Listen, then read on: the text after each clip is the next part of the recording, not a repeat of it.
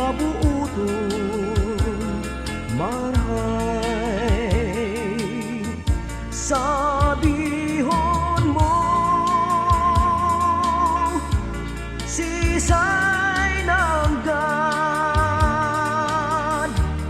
sa mundua. Sabihon mo ang simbag mo, gibuhon mo ang puso ko.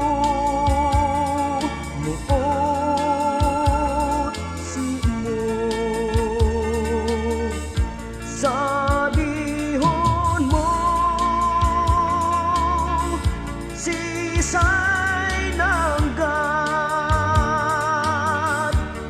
sa mundua. Sabihon mo